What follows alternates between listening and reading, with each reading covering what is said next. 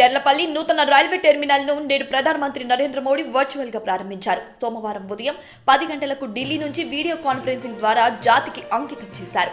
ఈ కార్యక్రమంలో గవర్నర్ జిష్ణు దేవ్ వర్మ, ముఖ్యమంత్రి రేవంత్ రెడ్డి, కేంద్ర రైల్వే శాఖ మంత్రి అశ్విని వైష్ణవ్, కేంద్ర మంత్రులు కిషన్ రెడ్డి, బండి సంజయ్, రాష్ట్ర మంత్రులు శ్రీధర్ బాబు, స్థానిక ఎంపీ ఈటెల రాజేందర్లు హాజరయ్యారు. సికింద్రాబాద్ రైల్వే స్టేషన్ పై భారం తగ్గించడంలో భాగంగా చెర్లపల్లి టెర్మినల్ ను రైల్వే శాఖ నిర్మించింది. దీనికి 413 కోట్ల రూపాయలు ఖర్చు చేశారు. చెర్లపల్లి టెర్మినల్ ను అత్యాధునిక వసతులతో నిర్మించారు.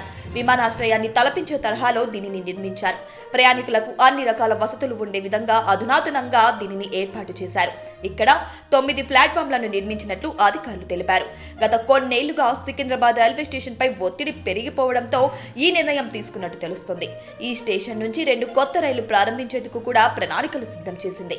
సాధారణంగా అయితే 1260 లేదా 12604 నెంబర్ గల చెన్నై సెంట్రల్, హైదరాబాద్ చెన్నై సెంట్రల్ రైలును నాంపల్లి నుంచి చెర్లపల్లికి మార్చింది.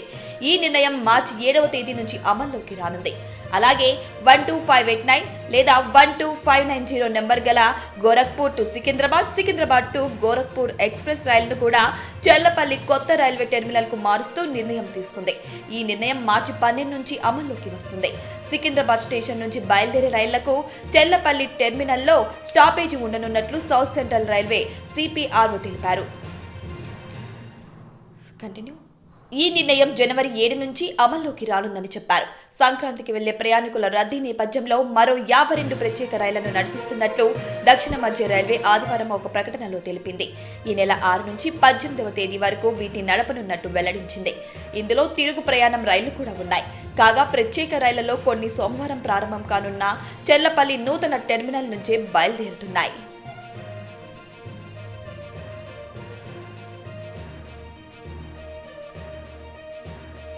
చెర్లపల్లి నూతన రైల్వే టెర్మినల్ ను నేడు ప్రధానమంత్రి నరేంద్ర మోడీ వర్చువల్ గా ప్రారంభించారు. సోమవారం ఉదయం 10 గంటలకు ఢిల్లీ నుంచి వీడియో కాన్ఫరెన్సింగ్ ద్వారా జాతికి అంకితం చేశారు.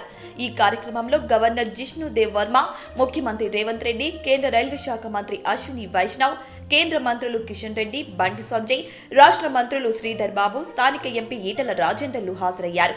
సికింద్రాబాద్ రైల్వే స్టేషన్ పై భారం తగ్గించడంలో భాగంగా చెర్లపల్లి టెర్మినల్ ను రైల్వే శాఖ నిర్మించింది.